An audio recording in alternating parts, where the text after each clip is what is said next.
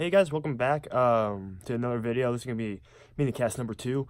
Today I'm gonna tell you guys what you should look for in a good ROTC program. Alright, so one thing you need to look for in a good ROTC program, I think I'm gonna span this out of 10 things. One thing you need to look for is 1, how it's run, 2, what you need to do, 3, how many times the uniform is worn in 1 month, 4, who's running it and what's their background and why they should be running it, and 5.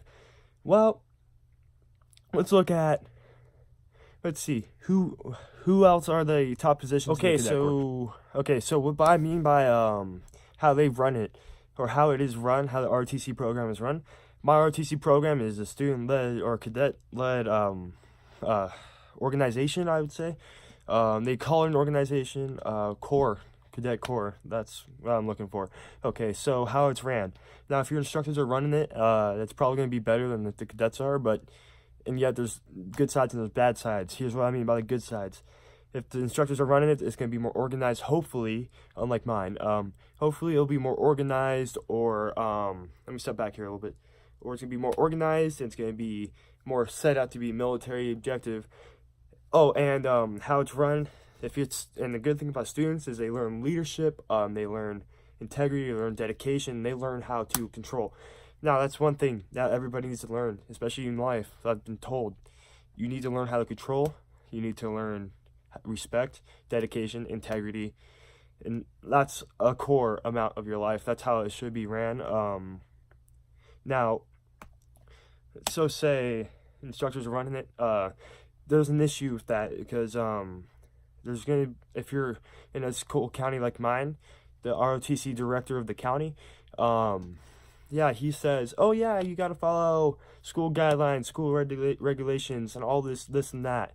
Okay, this is an issue because there's so many kids in our cadet corps that should not be in our cadet corps. Sorry if I said corps. Let's get that clear.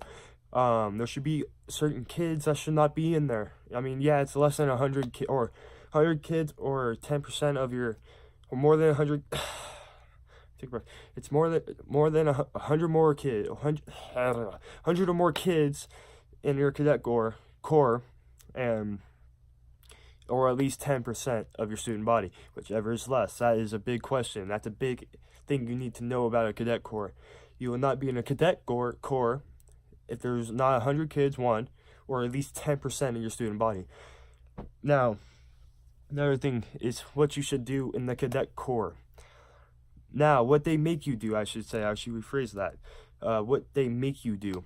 Now, if I'm tilting my head down, I'm thinking. Okay, so what they should make you do, or like what they're making you do. Like for mine, they make you do SLOs, which is student-led objectives. This is JROTC. Let's get this clear. Okay, sorry about that, guys. If there's a random cut there, I had to get some water. Now, where do we leave off? Yeah, let's go with like what they make you do in the cadet corps. Mine is SLO, cadet-led program, obviously. If you can say this, I got about 7 minutes to finish this video. Filming it. I'll edit this tonight, and I'll make sure I have it to you by either Wednesday the 28th or as of tonight of the 27th. Okay, now what they make you do. Let's get into that. It's a really good topic. What you need to do in the cadet corps and what they should be making you do. 1, you should be participating. You should be wearing a uniform. You should be doing your PT when they ask you to, and you should be turning in your schoolwork. Yeah, it may be an elective, but trust me, it'll be worth it, because some schools, they do your physical grade, your health grade, and they do your arts and humanity, and sometimes honors. Mine does all of those. That's why I'm putting those examples out. Now, what they should make you do, not in my cadet program, because my head honcho at the JROTC thing in my county, he's like, oh yeah, you can't do push-ups unless you're on a PT thing. Okay, yes, I get it, but what they should be making you do, makes a really good cadet corps. Physical punishment. I cannot stress this enough. How are you going to get kids to be respectful if they don't learn? How are they going to learn if you're just going to sweet talk them like my instructors do? You cannot do that, okay? Make sure, if you are a higher up, you are cadet leading, talk to your instructors. I'm going to ask this if I get my flight commander position like I want to as my 3rd year, next year if I'm going to be in 3rd year.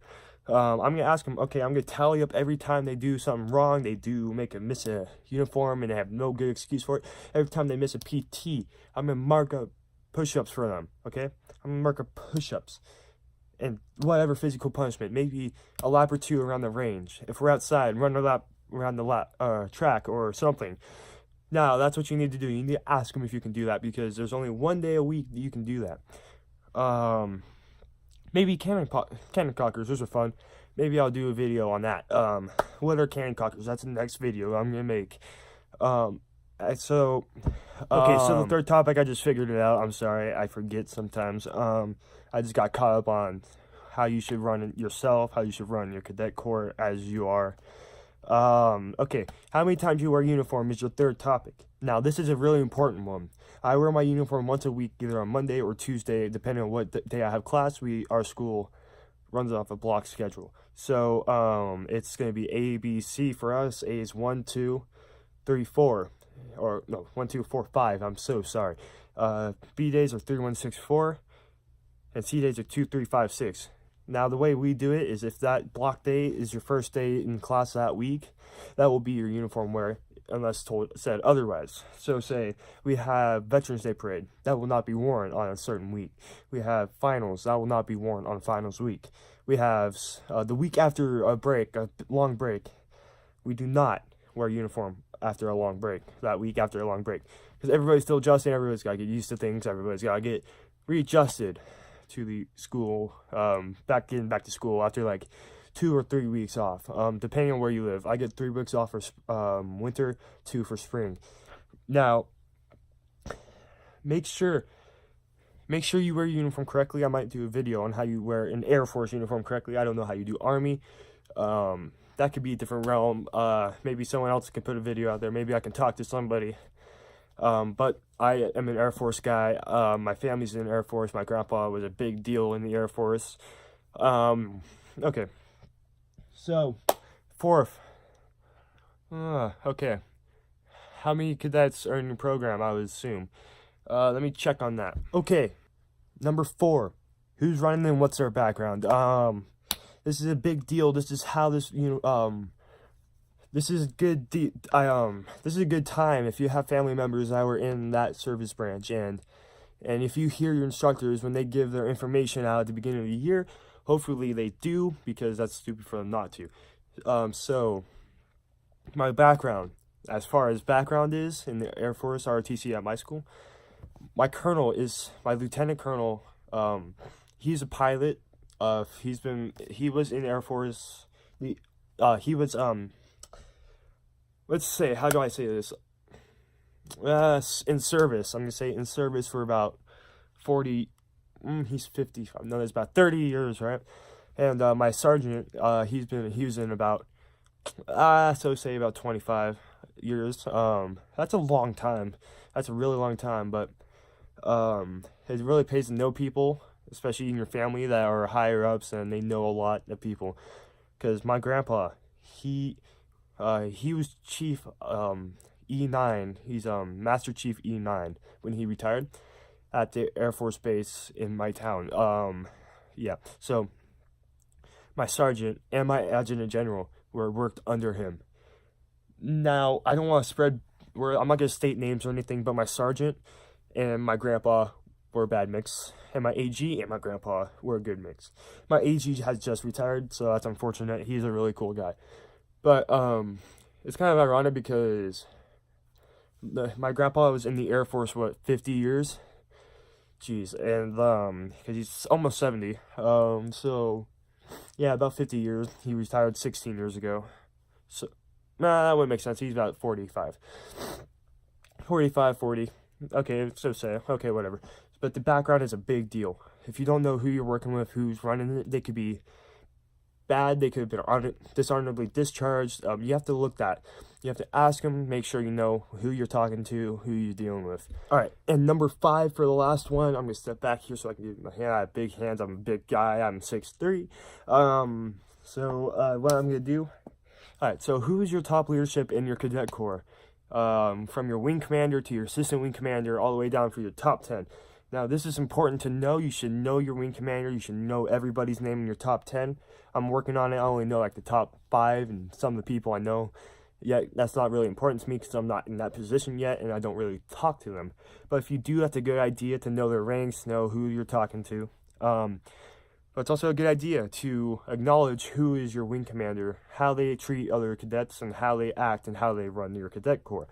Now, I'm going to make this one quick and short because it's already past 8 o'clock p.m. Pacific Standard Time. I don't think that matters much, but, you know, it's already 8 o'clock. But I need to get this video edited. Maybe tonight, maybe tomorrow. Who knows? And I'm saying past tense for tomorrow, so it'll be the 28th. So like my wing commander, she's super smart. Same with my vice wing commander. They're super smart. They have, I think they take AP classes or honor classes, not too sure. But that vice wing commander, or assistant wing commander, you can call it whatever you want. It's wing commander or battalion, I don't know. But I'm Air Force, so it's gonna be wing. I'm gonna refer to it as wing. So now my assistant or vice wing commander, she scares the living crap out of me. She's a short Hispanic Filipino girl, I should say. So that's a really very intimidating mix. I'm not gonna, it's for lack of better terms. She's very intimidating. If I say something wrong, she gives me that look. I just say, oh crap, what did I do wrong?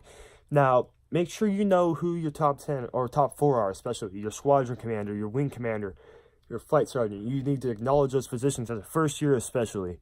So, yeah, you'd be like, oh, nephew, you're such an idiot. You're only a second year. I say, I don't care, but I know a lot. I have background for the military. I have a brother that used to live up here. He moved to Vegas, like June. So he helps me out. He, when I ask him for help on my uniform, if he's in town for guard drill, because he is in the Air Guard in my state. I'm not going to give specifics yet, but he is in the Air Guard for 10 years almost. Man, it pays to have fun, right? That's my grandpa says. But overall, it's one of those things that if you don't know what you're doing, go ask somebody. Go ask somebody you think they know what they're doing. Especially when you get inspected and your commanders are hard on you. That's a really good, or CO, I'm going to say CO. Commissioned officer, if you guys do not know. That's a enlisted member of the military that is previously retired but can be still called back. So, again, make sure you know who's running it, why you should be joining it. That's a good one I should have added, but I'm not going to do that right now. 3, the background of who's running it. 4, what cadets are in the top 5. And 3, what you should be doing. Now, that's a really good idea. Now, you need to figure those out. Watch this video. Rewatch it if you don't understand, because there's things you're going to miss that I didn't. So, yeah, guys. I think that's going to be it for this video. If you like this video, make sure you smash that like button, subscribe. It helps a lot. I don't have any subscribers right now, but it'll be nice to have at least 5 that I know are watching me on a daily basis. My last video got 4 views. That's really impressive for one video, honestly. To me, I don't care. This is fun to do. I like teaching or telling people stories. It's really fun to do. Alright, but anyways, if you guys like this video, make sure you like, subscribe, as I said, and have a good day.